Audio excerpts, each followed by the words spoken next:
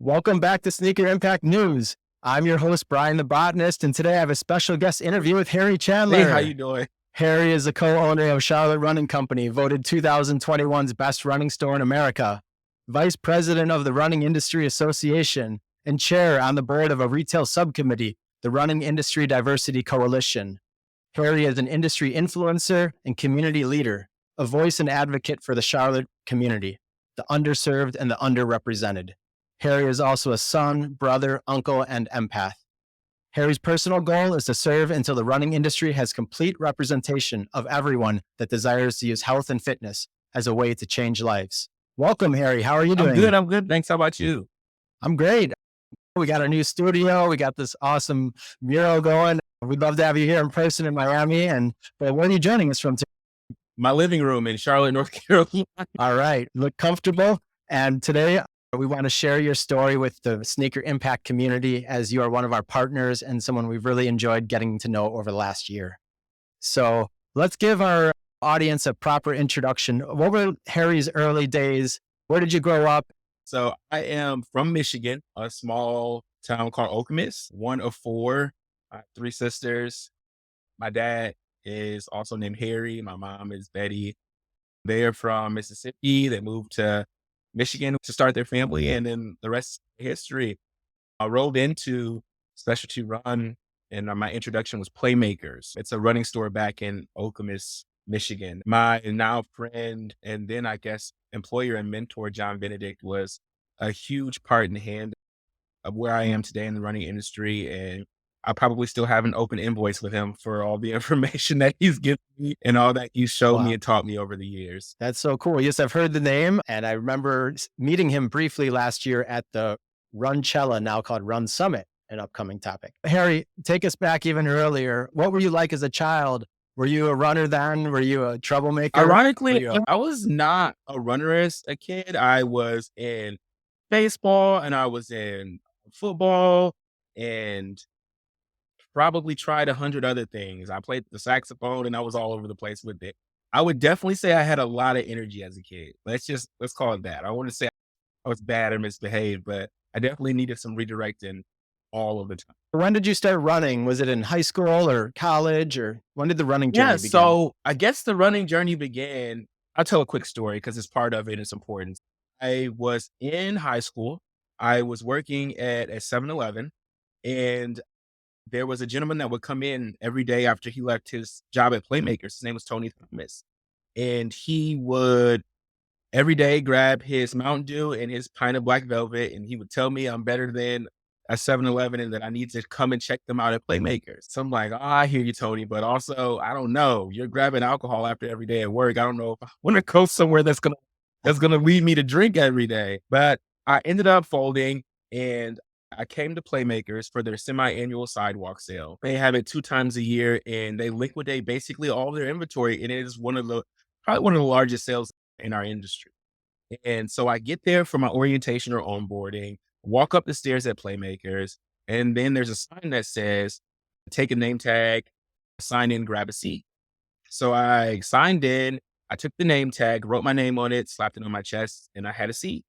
And then the next person walked in behind me and they didn't grab a name tag. And then the next person behind them walked in and they didn't grab a name tag. So I was like, wait a second, what's happening here?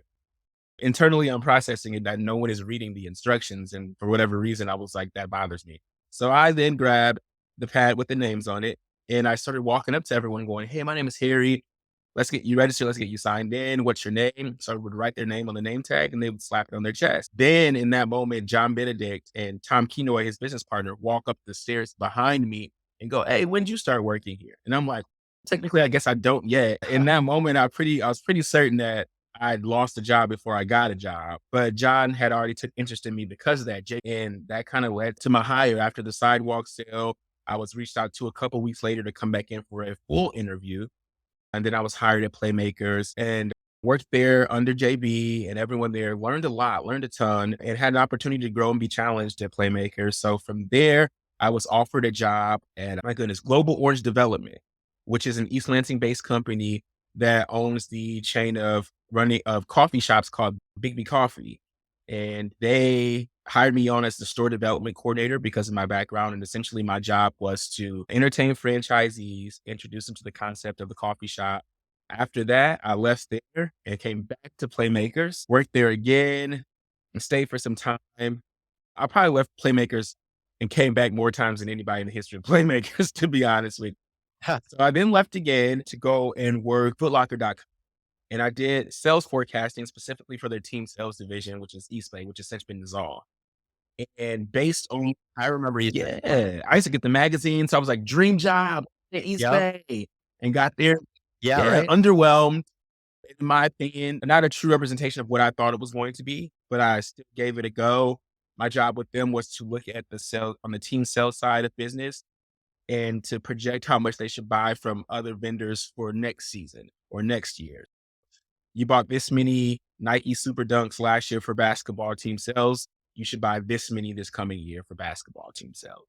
And stayed with them for a while, again left, reached back out to Playmakers and told JB, listen, I don't want to come back to Michigan. It's cold. I had already moved to Wausau, Wisconsin, because that's where the Foot Locker and East Bay team sales side was. And so he gave me some names and emails, and I reached out to the Pugsleys at Potomac River Walk Run. And Kathy and Ray were nice enough to have me out, and I sat down with them and had dinner and saw their shops and was impressed. And I had conversations with Monty Kohler at a Runner's Mind in the San Francisco and Bay Area. And I also had a conversation with Charlotte Running Company. I found out Scott got my resume, but then forwarded over to Donnie. And I had the conversation with Donnie, who reminded me a lot of JB in the conversation that we were having. So I went from working part-time when we opened our Riverwalk store in 2016 to moving to the South Charlotte store to work full-time, and then into, I guess, brand management and community outreach, then assistant managing and buying at that location, managing that location, reaching a point where I didn't know if there was much room for growth, bringing that to the attention of the guys. And then they created a position for me, which was the general manager position. And then another plateau reached itself, and I wanted to stay, wanted to find room, understanding that it's a small business. Sometimes that is the cap. And then Scott reached back out to me. And then it was in 2021 when he offered me a partnership as an owner. I accepted, and here we are today. Wow. And did you think in those early days that Playmakers, being a store owner and helping to manage the store and all the aspects, or is that something that you found throughout the process? Not at all. Ask anybody that knows me, and I was going to be an environmental or corporate attorney. I had taken the Kaplan courses. I had studied for LSATs. I had taken my LSATs. I had started my first trimester at a law school. And in taking torts, which is their weeding out of candidates, it's just basically the semantics of negligence in the law and how to basically make it work for you. And it is what any instructor will tell you. That is where they purposely try to make people quit. And I wasn't into paying $200,000 for a Litman's test. I was like, I'm out. And there's so many lawyers, and there aren't enough Black business running store owners in America, right? So you are one of the early pioneers of that movement, is my understanding. There are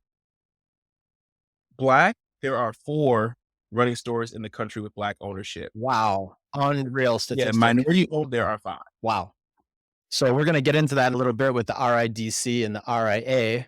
We're going to have a whole alphabet soup today for people. We're going to teach them why this is so important, because I've gotten to know you over the last year, and we consider you a superstar, even though you don't want to promote yourself like that. We think of you that way. Tell us a little bit more about moving to Charlotte from Michigan, the Charlotte running community. How have you gotten involved? My understanding is you're really passionate as a community advocate. And it's been organic, which is great. We've been intentional about the direction that we've gone for the last, I would say, 3 to 4 years, and it's served our community very well. And it's also given us an opportunity to connect with that community very well. We started really heavy in the side of partnering with our local schools and organizations like that. So track and field, cross country coaches, then rolling into your podiatrist and medical connections, and then rolling into gyms, and then seeing a missed opportunity and an unattended missed opportunity when it comes to the underrepresented. And that for me is not just diversity in itself, because I've learned personally that diversity is just data and numbers. Diversity is a study that anyone does so that they can say that we've covered this demographic. That's literally its definition. But true representation and equitable and inclusive representation of every demographic and creating a culture and space where they feel welcome, whether that is that of the cognitively impaired or the vision impaired or ladies or anyone from the Black, Indigenous, or person of color category or the LGBTQIA community. And we can go on for hours about it, but making sure that we are approaching it in the correct direction for Charlotte Running Company and what that means to us and our brand has been our hyper focus. We've adopted the concept of psychological safety for our community and not just data and numbers. So does a Mhm. person not only see themselves in an organization, but do they feel truly represented organically in that organization? Do they feel safe enough to share and or challenge that organization? Do they feel like their point of view or perspective has a place in that organization? And as a business, challenging ourselves that, hey, if we say that we are equitable, inclusive, if we say that we want to have representation and we care about the underserved and underrepresented, do our policies match the words that are coming out of our mouth? So reconstructing our foundation and our pillars as a business, we've been working on, and again, challenging ourselves. Me and my business partners all communicate more now than we ever have. And it's been to the benefit of us, our team, and our community. We have ladies that are in management now. We have people from the BIPOC community that are in management and in ownership, obviously. And we have a bilingual staff, and we have a staff that covers people with autism. And we partner with the Pair Guide, so the vision impaired, and we work with the Wesley Boulevard ministry here. So the underrepresented as in socioeconomic, because 1 out of 4 people born in poverty in Charlotte ever leave it in their entire life. 3 of Wow. those 4 people that are born in poverty will die in poverty in Charlotte, North Carolina, because of the disparity in representation and equitable accessibility here in Charlotte. Yep. Yeah. Opportunities, And so we inclusion. consistently do our job to rework resumes and or do mock interviews and just be an asset to our community, not just asking for their dollars to keep us afloat. They're going to come to the store. That's really They're going to go to the store. And I really wish that most other people would adopt.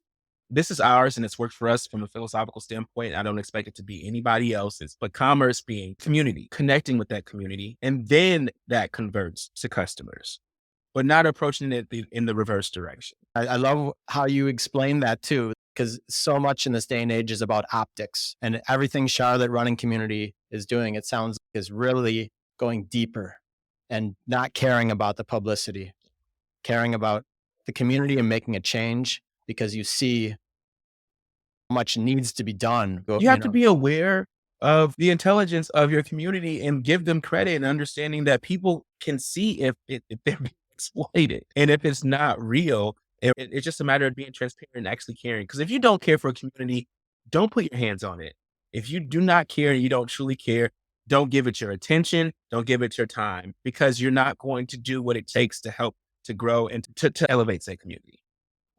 Leave it alone. That's so true. How does Charlotte Running build those trust levels with people that might not be a typical runner? By inviting them to us, and then by setting up a platform for someone to feel welcome and understanding that everyone is a person and not looking at them as a customer. And every interaction that we have and in every person that we touch, truly wanting to leave them better than we've come to them.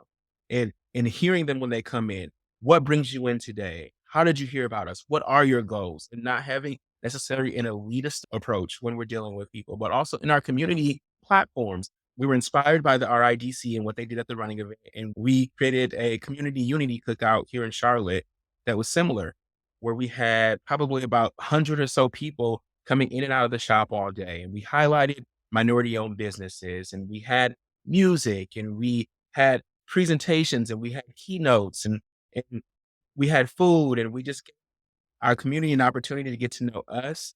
At the moment, Wow. we're currently planning and here we'll probably touch on this when she's on the first ever industry career expo. And we are doing that here in Charlotte in partnership with the Running Industry Diversity Coalition right out of one of our shops, where we're going to convert the entire shop into a career fair.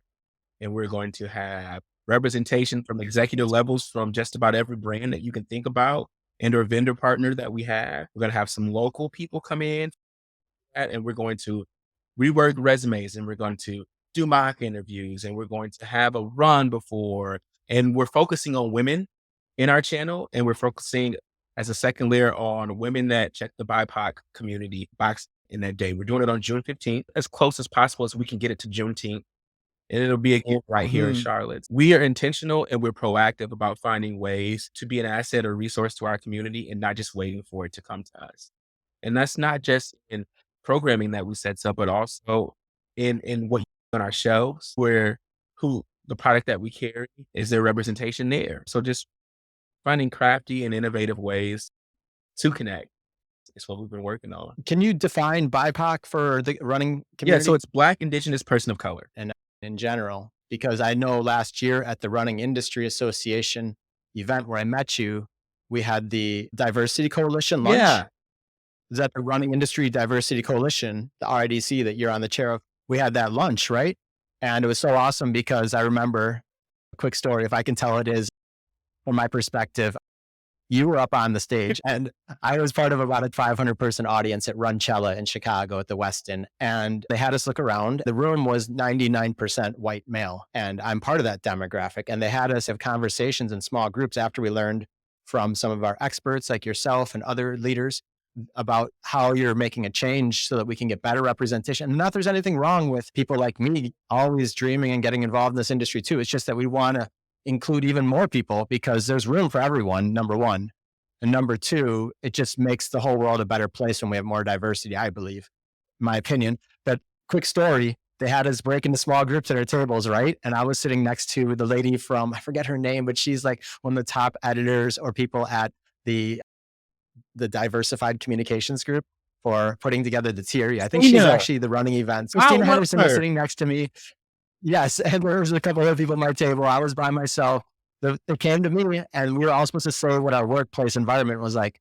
I was like, at Sneaker Impact in Miami, we have about 30 to 40 employees, and I would say about 30 of them they're employees and business owners for small micro business merchants. 30 out of 40 are probably Haitian. We are located in Little Haiti, in the Little River, Little Haiti area of Miami.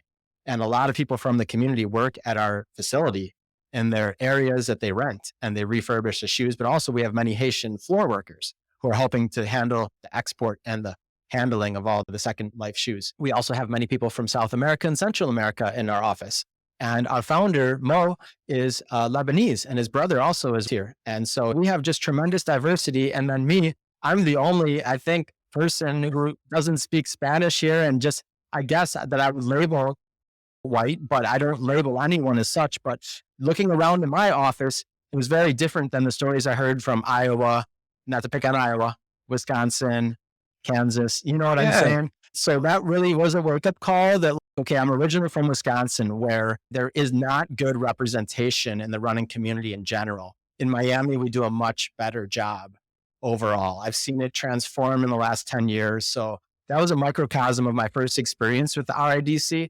Can you tell us how it got formed and what your goals are and how you're making an impact? So the Running Industry Diversity Coalition was formed a few years back, and some of the original members were, you have people like John Benedict from Playmakers, Chris Limpin Croyle, Allison Marie Desir, and just some really good people that understand the concept of equitable versus equal and inclusive and the need for diversity. And the actual current representation that there was of the BIPOC community in the running industry that got no light or no elevation. And it's still just being an industry that is majority driven, to try and create some safe spaces and an organization that speaks to and cultivates and grows and matures that community, which is the BIPOC community in the running industry. And not necessarily the concept of making space or being allowed space, but letting the world know that we are in fact a resource, an untapped resource, and we don't have to be let into an industry that should belong to everyone. Absolutely. That's a great And message. I like that. I can say her entire name because she wants people to get her name right. Is Allison Marie says that we're the resource. And one of my friends, Sid, told me something. Sid Baptista, who owns Pioneer Athletic Apparel, which is one of the only, if not the only, African-American owned or Black owned technical running apparel company in the country. And we're there with Bob, and he's the CEO of the New York Roadrunners. And I made a statement about being like a network or a bridge and us having access to or being allowed access to certain brands or vendors. And he was like, I would reverse that. And I would think about it as this: access to you is a resource, and access to the addition that and experience that you have to provide the industry is a resource. And my mind was blown for me at that stage. And that was just this year. Wow. So approaching it that way and just providing networks for connection has been a really cool thing that the RIDC is doing. They're growing now with Run the Block, which is them providing funding to continue to open stores with Black ownership or BIPOC. I heard there's a big grant, actually. Is it like $50,000 or something? $200,000. $200,000. Wow. $200,000 Okay. pledged and provided by Brooks Running. So our friends there, Jim Weaver, Rick Wilhelm, Dave Patterson, and then Nicole Wood is on our local level here. And Dan, of course, Sheridan, they're just some good people. And they put action again to what they were saying. I said it earlier when you and I first started just talking. Show me what your mission is. Show me what your goal is. Show me what your operations is. And then I will confirm it based on your action. And they are doing just that for the industry. That's amazing. So the RIDC is a newer organization. When was it formed? They've been talking about it for a while. I would say 2000 and Wow, that's very new. 3 years. Yeah. That's when I met you last year and at the RIA's Runchella Yes. Summit, and it happens in 2 weeks in St. Louis. Are you going to be I there? am going to be there. I'm going to be As the vice the president? most gracious host as possible. So you'll see me there at check-in. You'll see me in the hall in between programming, helping people find the right room. We're going to That's taking awesome. new stores out to dinner that have never been a part of them so that they can feel welcome. It's going to be a good time. I just got my flight 2 days ago. I'm a little behind the 8 ball, but I got the host hotel. My founder said, stay at the host hotel because we need to be present. And we were so excited last year to be the sustainability exhibitor there at Runchella and meet so many great people in the industry. And I just wanted to tell a quick story that the first time we met you, your energy introduces yourself before you say anything. And that was the case. Harry came up and he was so warm on the first interaction with Sneaker Impact in the lobby of the Westin. Never met us before. And we're meeting hundreds of people that day. But your conversation, you were all in with us from the second you came by and that you just loved what we're up to. Can you tell us what your first impressions were of Sneaker Impact and how the Charlotte Running Company has 4 stores, how they've gotten involved as a partner and how you feel about sustainability? I thought the same thing about y'all. And I knew who Frankie was because of his connection to running and all these. Yeah, as the founder of the Miami Marathon, Frankie Ruiz. I was doing my absolute best to not fan out transparently. But y'all, and you'd heard of me, of course, too, Bryan the Botanist. I'm just kidding. Frankie is the man. I look up to him so much. He has changed so many lives. When I moved to Miami, I met all my friends through Frankie in 2008. And I've made thousands of friends in Miami. And he's the one that connected me to Sneaker Impact. That man walks the talk, and he's always helping to make change in the community by helping the parks get better and the running community be safer. And we met Harry and then the Charlotte Running Company, and I didn't know anything. Charlotte can tell us a little bit about Charlotte in this conversation too, but if you want to back up to Runchella and sustainability too, we're still on the topic. And I would say it right back that y'all were just warm and attentive, and the conversation was just natural, and I enjoyed getting to know you all too. And if I'm honest, I would consider y'all friends. I really would. 100%. No, I put you in my phone book that day, and we had a call like the next 3 or 4 days. Your own presence challenged me personally and our organization to be more considerate and caring for our community in the sustainability lane. It takes care of us, so we need to do the best that we can to take care of it. And it was just an easy, sensible, and practical way for us to step in and to continue to grow a partnership with you all and to go from being in one store to being in all the stores and to being able to connect with the RIA and help to maybe in hopes of creating some connections there. And then to now just doing local plogging runs on a Saturday at our stores with the Charlotte Running Club, where we'll go to your local greenway and clean up the trails or help to expand trails or trying to figure out ways that we can recycle or repurpose or reuse things on a regular basis, whether it's us taking the panels that they use when they deliver product and making that a slat wall and adding a mural on it in one of our stores, to to Nice. the list goes on. But Oh yeah, giving shoes a second life is a really important. That saves so much that carbon. I didn't realize it, but to create a shoe is a lot of energy, right? And if you give it a second life, you're saving carbon that you would need to create the shoe that you'd be putting on that person's foot that needs it. And 75% of the world depends on the secondhand market, is a that recent is wild. statistic I learned. The US, I think, makes up 5% of the world, I believe. And we don't even understand the second market. You go to Haiti, they understand the second market. And there's a whole economy and these shoes that are getting thrown into the trash and the ocean and just forgotten about, and also being hoarded, kept in a closet or in a garage for 40 Wow. years. And even after 10 years, they can still get used. The running life of the shoe is done because it doesn't have that bounce and that type of return of energy. But the functionality of the shoe remains as long as there's the outsole and we can fix the upper, we can clean it. And it's just coming in from so many different great stores we're working with now. It's incredible to see. I want you to come here and take a tour soon when you can and see for yourself the 40,000 plus shoes a day that we're receiving and giving a second life, because I think it's denting that number, which is only 13% of shoes in the US are recycled annually, according to recent Google statistics. So approximately 87% in the US are thrown away on a yearly basis. And that's about 300 to 400 million pairs a year. So it's an alarming Yeah. statistic. And I think the running industry can make a big change. The running giants and RIA, I have to give a special shout out to Renee Grant, the owner of Runners Depot, because I never would have probably found them except for maybe after a year or two. But early on, I asked her, what's the most important event I go to besides the running event in Austin? And she said, absolutely, the Running Industry Association's annual conference. And it sounds like the Running Industry Association, okay, it's not going to be, no, it's fun. We Yeah. run and we have a lot of fun. And also, you just learn a lot and you connect, and it's not a boring conference at all. And you guys make it fun. So that's in 2 weeks. I'm really excited to be there. I will be on crutches.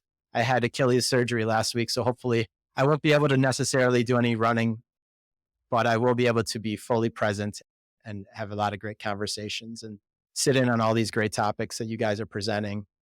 How do people learn more about the running industry and RIDC? They can find us on social media, just Running Industry Association, or they can look us up at runningindustry.org, and find all of our information there. Uh, we do town halls where we have live recordings of some conversations. And I think at one point I gave out my own phone number. Probably shouldn't do because people definitely took me up on it. But yeah, if you have any questions, you can reach out to me as well. I would love to connect you where I can and see what we can do together for our industry. So we're coming up towards the end of the session right now, but I want to cover a couple more topics that I found really interesting in your story. You mentioned that you're a son, a brother, an uncle, and an empath. Can you tell us about how that all plays into your identity? Yeah, with me being a son, me being a brother, me being an uncle, it's challenged me in different ways is to consider others, to consider myself, to be open to perspective. And I've learned so much from my family, which is why they were the first three of that description. And they've taught me a lot. I always tell people, I talk about my dad about how kind he is and how empathetic he is and how conscious he is of the feelings and the emotions of others and how intently he listens and then speaks and how slow he is his advice or perspective, but how willing he is to give it if you want to have it. And just being able to do that has taught me the importance of humanity and has taught me the importance of of the true emotion of love and what that means to the running industry and for other people. And with all of those things, I wouldn't be the empathetic person that I am. I talk a lot. I love a lot. I try to listen as much as I can. And it's been beneficial for my growth and in connection to our industry. That's awesome. Empath means you Yeah. care. You're optimistic and hopeful. And I think that's what the world needs the most. Can you give us some examples of challenges you've overcome in your life and that you are still facing?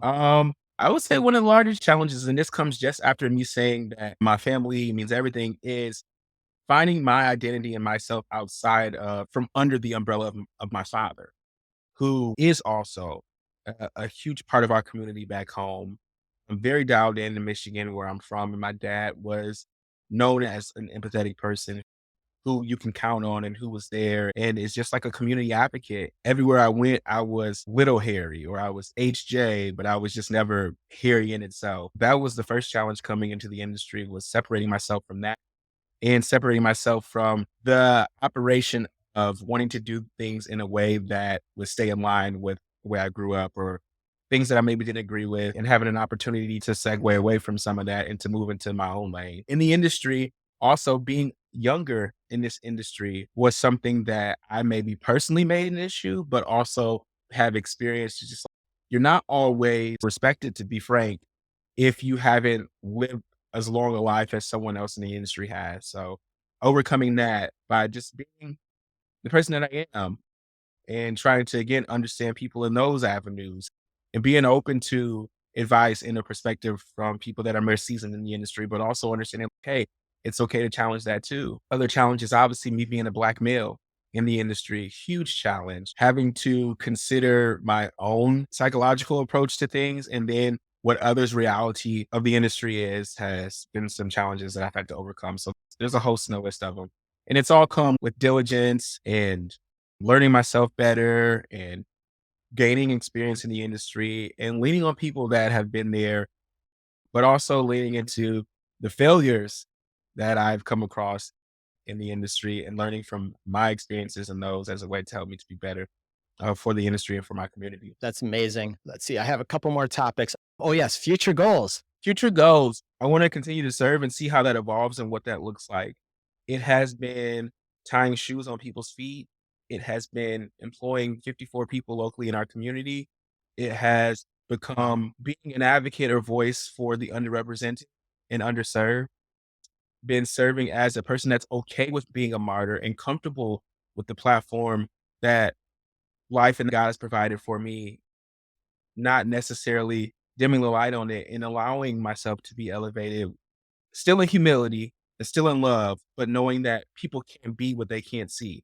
And for another Sure. Black man or a woman that's coming up in the industry that doesn't know that this is an opportunity or option from them, they can see that it is, just based on my willingness to have conversations with incredible people like you, or to go to places like the New York Roadrunners, or to sit on a stage at the Run Summit, and any other place that my voice makes reach. And doing that with confidence and doing it with the understanding, again, that I'm still serving a community. I just want my definition of servanthood as a leader to continue to evolve. And that's what I look for. Hey, we have a special guest. We have the founder. Hey, how you doing, man? Say hi to Harry. Harry, how you doing today? I'm good, you hear? man. Yeah. I'm trying to stop myself from crying. Come on, man. Come on. You're all good. Harry, thank you for all you do, man. Thank you. You're a star. Nobody, Follower this of is an Harry. email and an exchange between Mo and I. There is a young man here in Charlotte named Emmanuel that has kidney disease. And we don't know what his life expectancy looks like, but he wanted to come to Miami to watch a Messi play. It wasn't even 10 minutes before Mo reached back out to me and said, I have somewhere for him to stay and have some connections here, and we'll see what these people can do, et cetera. And no, Emmanuel doesn't end up getting to come to the game because, again, of his health issues. But the fact that you were such a friend and such a kind person, and just on the merit of our relationship, we're willing to help somebody out here in my community and invite them into yours, that means everything. Harry, look, man. You're the star. Thank you for being an angel, man. Thank you for taking care of the kids. Thank you for taking care of the adults. And thank you for being you, man. We saw you at TRE last year. Just bringing awareness, not only on kids, I think you're just bringing people together. And just your message, you're going on those platforms, bringing people together and connecting those bridges, man. So we value the relationship, and we just look forward to learning from you, man, to become better humans. And inviting him to Miami. So No, man, and just like they say in Spanish, man, my Spanish is getting better. Mi casa, su casa. And our house is your house, man. We would love to have you here. I got to just come down there and see y'all. I told Bryan earlier, I consider y'all friends. And sometimes I'll just shoot an email over and say how you're doing and let you know about some stuff. Sometimes I'll text. Right. We got Melissa here. Sorry. She's visiting us from down the street. And I'm going to go. We just popped in to say hello. And Harry, we appreciate you. Hope to see you Yeah, soon, man. I'm going to come. All right, guys. It was good to see you. Thanks, Mo. Good. Bye. Bye, Harry. All right. So that was a special cameo. We predicted that ahead of time. Harry, I wanted to just cover a couple more quick things before we end. We were talking about future goals, but also as a runner, can you tell us like what some of your favorite events have been, what some of your favorite foods are, what some of your favorite products are? Oh, yeah. Harry, as a Favorite product, let's start with the pair. What I love running in right now is the quad banger from Rabbit. That is my favorite. Are those shorts? Yeah, they're tights. They're Yeah, tight. tights. Yeah, Cap- they got a few tights. zippers. I love half tights. Yeah, they're great. The I Rabbit. have Okay. the Aero Swift singlet from Nike. Is my Okay. favorite top to run. The hat I run in is a 5-panel Boko hat that's branded with our apparel from Boko. I love it for its wicking. Current watch is Koros. I love it. It tracks easy, translates Ooh. EG. It syncs up with Final Surge, which is my training program app that I use Okay. for races. Favorite nutrition product? Oh, this is hard. It's either Huma or Chia gel. yeah, which is a gel. Yeah, I love Chia. and then Spring in Nature Up. I don't know. They are a West Coast company. It is basically pureed whole foods, just like Huma is, less the chia seeds, but they're super effective. Recently, I've started trying UCAN, and I love that for its effect. Regular meals, I'm all over the place. Sometimes I prep, and then sometimes I'm door dashing. But I would say my favorite meals for energy and for effectiveness are probably just your easy PB&J with some chia seeds. I can only probably handle about half before I go for a run because I hate a full stomach. So chia seeds, you get a lot of energy from those. I know that's what the Born to Run, the Tara Humara eat. And I eat chia too in my overnight oats. So chia, people don't know it has protein, carbs. It's a Oh, full yeah. powerhouse. And you can find them easily at any of your local grocer. Oh, at Aldi's the other day, I got a giant bag for $5 with a friend. It was a giant, like a pound for $5. That'll last me a month or two. And I am still obsessed with trail running.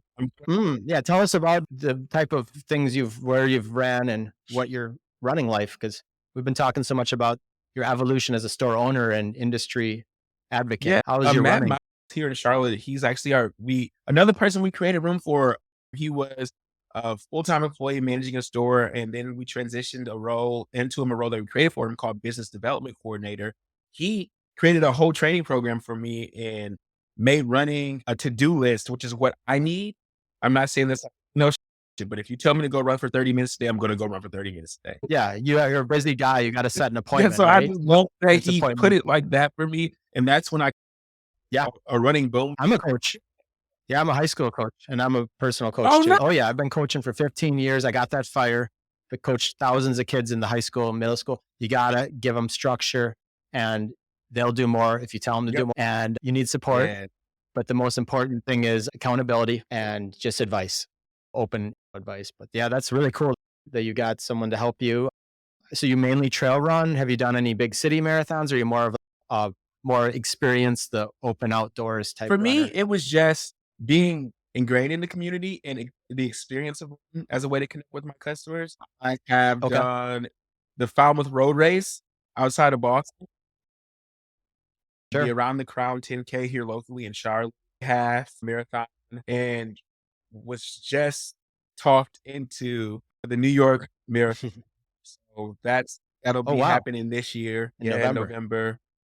Have you run a marathon? I've never run a full marathon. I've run the distance, but I've never run a race. Wow. Okay. Yeah, I did New York City in 2010, so I can just tell you I had an amazing experience and tried to go back in 12, but unfortunately Superstorm Sandy had other ideas. And then since I haven't had a return to New York, but we love New York. We work with Fleet Feet New York City and the Brooklyn Running Company and many other great stores. And we love the New York's Road Runners. And it's an incredible, when they're playing Frank Sinatra and the other stuff, when you're going over the Verrazano in the beginning. It's just really cool to go. I love that you mentioned Brooklyn Running Company because that's one of my running store crushes. Yeah. Is it Danielle Sobrino? Their code and what they do for the community in the way that they have made retail refuge is like phenomenal. I've never personally met anyone that works at that store or anything like that, but my eye is on them. Like I'm inspired by them. They're one of my running store crushes. They're recycling a lot of shoes with us since they came on board. And end of November, boom, we've probably gotten 50 to 100 boxes already. They're just sending us shoes. Same thing. I want to give a shout out to Runner's Mind and Charlotte Running Company and Palmetto Running Company that was named the running store of the year in 2023 and Christian. and his family. They started the Low Impact Alliance, and you helped introduce us to them. So it's just such an amazing experience to just get involved with the Running Industry Association. Like literally, I'm like the biggest fan, and I'm like Terry's fanboy, and Stephanie, and yours too. But I'll be there in a couple of weeks, and if you guys need anything, even me on crutch, I'm happy to help. I'm all hands on deck. But yes, you're training for the New York City Marathon. We wish you a lot of luck with that. I'm looking forward to seeing you in a couple of weeks. I'm going to end it now, but Harry, we always like to end with an inspiring thought, some final words. How do you feel about life, love, and your outlook on the future? Just always say that we're all people. Just be kind. That's a great message, because kindness is free, and kindness, I think, opens doors. And if you're going to seek to serve a community, if you can't take anything else away, do it from a genuine place and really want to do it. Don't do it for accolades. Don't do it thinking about what you're going to gain from it. Just like benevolence, which is just love in your charity, and just again, give from the heart. And if you can't hold yourself to that criteria, then just leave it alone. Yep. And it's happened to all of us where we've received that kindness and generosity and love, and it's helped us to become more full grown as a human being. So it's always part of our evolution, and then we pass it on by giving, always giving and being kind. And thank you so much for your time today, Harry. I'll look forward to catching up with you in a couple of weeks. Again, guys, you can stay in touch with Harry. It's Mr._Chandler. Is that correct? _Chandler. And you can also follow the Charlotte Running Company and the Running Industry Diversity Coalition and the Running Industry Association all on Instagram. They're all important, I swear to God. But I think the RIDC is the one right now that is at the forefront that we really want to get the word out about. And hopefully we'll reach people through this podcast. And I know you had a documentary done recently. I wanted to actually mention that real quick. Brooks did a whole documentary. They interviewed you, did a real deal. Production? Yeah, and with the release of the Damon Brown Project, which again was meant to shed light on and to elevate the reality of still in our industry. And so they just wanted to know about my time as a Black owner in the running industry, Black owner in the running industry, and what that means to me, what that evolution, what has evolved to meaning to me and to our community. And partnered with Damon Brown, and he was commissioned to design a shoe. And some of the funding in that shoe, I'm almost certain, is going towards Brooks's Run the Block pledge. Just again, them continuing to do what they have written down that they were going to do. I haven't seen the documentary yet. Is it on YouTube or online? You know what? That's a great question. I actually need to find that information for you and/or that link. I could forward it. I saw it on LinkedIn. It is. It's on LinkedIn. A piece of it is on our Instagram, but in its entirety, I believe, was going to be on Brooks Running's YouTube channel. So it may be there for you to see now. Thank you so much for your time today. Hope to see you in Miami soon, but I'll see you in St. Louis. Good luck with all of your future goals, projects, and missions. You have our support always.